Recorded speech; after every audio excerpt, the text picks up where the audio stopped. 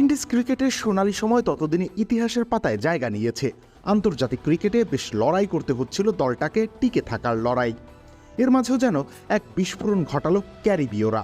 শক্ত সব প্রতিপক্ষকে হারিয়ে জায়গা করে নিয়েছিল 2004 সালের আইসিসি চ্যাম্পিয়ন্স ট্রফির ফাইনালে।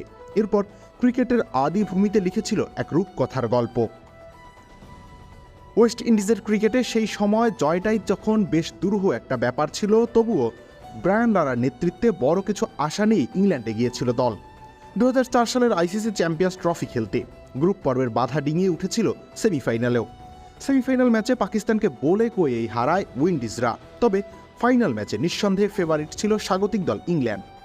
লন্ডনের খ্যাতনামা দ্য ওভালে নিজেদের ঘরের মাঠে ইংল্যান্ডকে হারানোটা বড় চ্যালেঞ্জ। তবে ক্যারিবীয়রা আরেকবার সাহসটা দেখিয়েছিল। আগে ব্যাট করতে নামা ইংল্যান্ডকে বেশ কঠিন পরীক্ষায় দিতে হয়েছিল উইন্ডিজ বোলারদের সামনে। এভাবেই আপন হয়ে উঠুক সবাই ইসপির আপন করা স্বাদে। ইসপি আপন করা স্বাদ।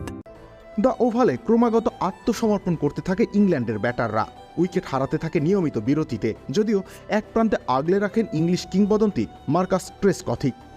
তার 124 বলে 104 রানের ইনিংসের পরেও মাত্র 217 রানে গুটিয়ে যায় ইংল্যান্ড। ফলে লম্বা সময় পরে বড় কোনো ট্রফি জয়ের স্বপ্ন দেখতে শুরু করেছিল ওয়েস্ট ইন্ডিজ। তবে জবাবে ব্যাট করতে নামলে ওয়েস্ট ইন্ডিজের সেই আশাতেও গুড়ে বালি পড়ে। মাত্র 72 রানেই পড়ে যায় প্রথম 4 উইকেট। তবুও ক্রিজে আশা হয়েছিলেন ব্রায়ান লারা। তবে দলীয় 80 রানে লারা ফিরলে ওয়েস্ট ইন্ডিজের আশাও শেষ হয়ে যায়।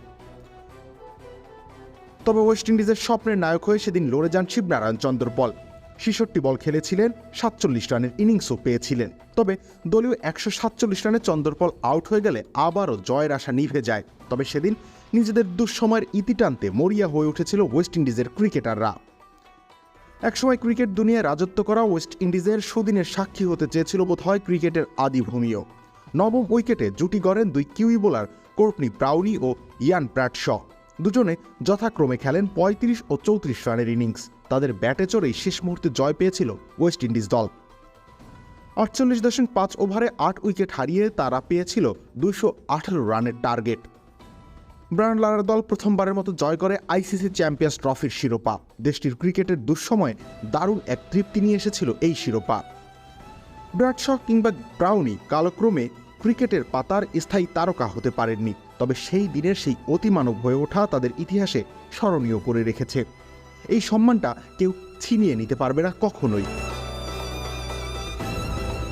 রবিউল ইসলাম রনি, খেলা 71।